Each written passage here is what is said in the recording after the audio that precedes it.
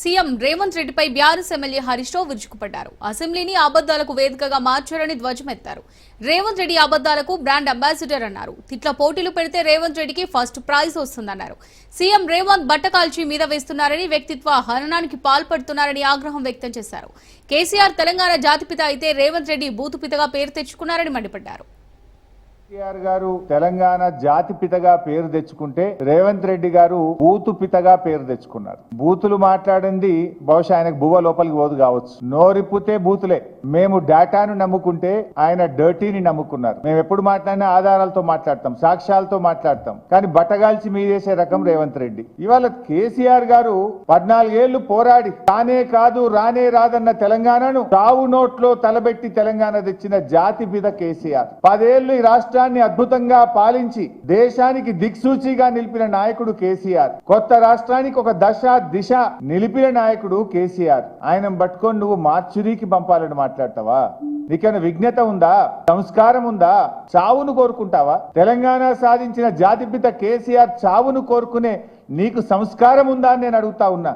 Pharma city ఇవాళ ఏదో 4th city అని గొప్పగా మాట్లాడుతున్నావు. నీ ఫార్మాసిటీ ఆ రోజు ఏం చెప్పినావు? పాదయాత్రలు చేసిండ్రు వీళ్ళు. సీతక్క గారు, బట్టి విక్రమార్క గారు, ఉత్తమ్ కుమార్ రెడ్డి గారు ఈ ఫార్మాసిటీ ప్రాంతంలో పాదయాత్ర చేసి కేసీఆర్ గారు మీ భూములు లాక్కుంటున్నాడు, ఫార్మాసిటీ వద్దు, కాంగ్రెస్ అధికారంలోకి వస్తే మీ భూములు మీకు వాపస్ ఇస్తామని మాట్లాడింది కదా. ఆ రోజేమో కాంగ్రెస్ అధికారంలోకి వస్తే మీ భూములు మీకు వాపస్ ఇస్తామన్నారు. కానీ ఇవాళ ఏమంటుండ్రు? కేసీఆర్ గారు ఆ రోజు 15,000 ఎకరాలు ఫార్మాసిటీ కోసం సేకరిస్తే ఇంకా 15,000 ఎకరాలు సేకరిస్తారట. నోరా మోరా మీది? భూములు వాపస్ ఇస్తామన్న మీరు మరో 15,000 ఎకరాల భూమి సేకరిస్తాము అని చెప్తే మీకేమన్నా కొద్దిగా ఉన్నదా? ఇలా రుణమాఫీ విషయంలో నాలుక మట్టబడ్డది. ఇదే రేవంత్ రెడ్డి ఏమన్నాడు? 2 లక్షల పైన డబ్బులు కట్టుండ్రి, మీకు కూడా మాఫీ చేస్తా అన్నాడు. నువ్వు ముఖ్యమంత్రివి, నీ మాట నమ్మి డబ్బులు కట్టిన పాపానికి ఇవాళకి రుణమాఫీ అయితలేదు. 2 రూపాయలు 3 రూపాయల మిత్తికి తెచ్చి కట్టిండ్రు. కొత్త అప్పులైనవి తప్ప ఇవాళ వాళ్ళ రుణమాఫీ ఎప్పుడు చేస్తావో దానికి ఒక సమాధానం లేదు ప్రభుత్వం నుంచి. అడుగుతా ఉన్నా, ఎప్పటిలో సంపూర్ణమైన రుణమాఫీ చేస్తారు?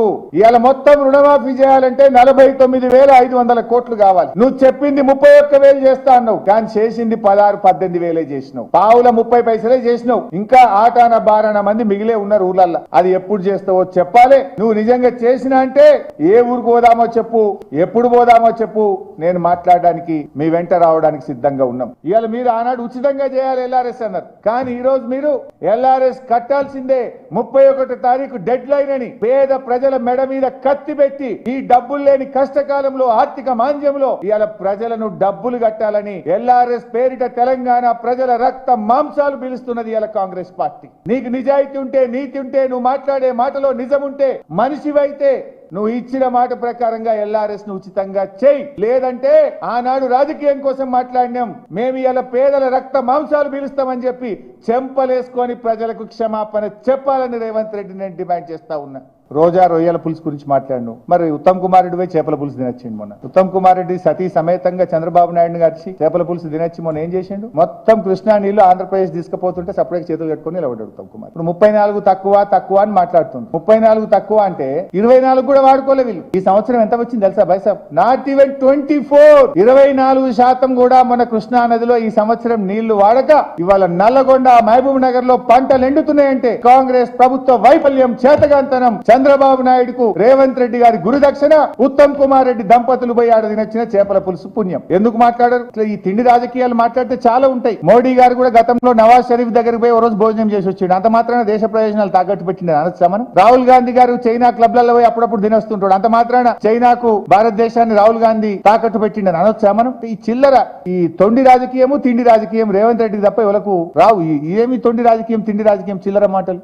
కల్వకుర్తి, నెట్టంపాడు, భీమా, కోయిల్ సాగర్ ప్రాజెక్టులకు 4,000 కోట్ల రూపాయలు ఖర్చు పెట్టి ప్రాజెక్టు పంప్ హౌస్ల దగ్గర నిద్రపోయి రాత్రింబవళ్లు పనిచేసి 10 లక్షల ఎకరాలకు పాలమూరుకు నీళ్లు ఇచ్చింది కేసీఆర్ బీఆర్ఎస్ ప్రభుత్వం. దీని మీద ఛాలెంజ్ చేస్తున్నా, ఎవరు వస్తారో రమ్మని. 10 లక్షల ఎకరాలకు పాలమూరులో నీళ్లు బారిచ్చింది బీఆర్ఎస్ కాదా? సిగ్గు లేకుండా మాట్లాడుతున్నారు. వలసలు వాపస్ తెచ్చింది బీఆర్ఎస్. బొంబాయి బస్సులు ఎక్కకుండా చేసింది బీఆర్ఎస్. పాలమూరు పచ్చబడేలా చేసింది బీఆర్ఎస్. కల్వకుర్తి పంప్ హౌస్ దగ్గర మంత్రులుగా ఉన్న నేల మీద పండుకున్న మంచం కూడా లేదు, కటిక నేల మీద జంకాన్ వేసుకొని పండుకొని పనిచేయించిన ప్రాజెక్టుల దగ్గర నేను పండుకున్న, నాతో పాటు ఆనాటి మంత్రి లక్ష్మారెడ్డి గారు, planning board vice chairman Niranjan Reddy గారు, నేడు కాంగ్రెస్ లో మంత్రిగా ఉన్న జూపల్లి కృష్ణారావు కూడా నా పక్కకు నేల మీద పండుకున్నాడు. ఆ రోజు జొన్నల బోగుడ పంప్ హౌస్ లో గాని, ఆవంచ వాగు దగ్గర గాని రాత్రులు పండుకొని పెండింగ్ ప్రాజెక్టులను రన్నింగ్ ప్రాజెక్టులుగా మార్చిన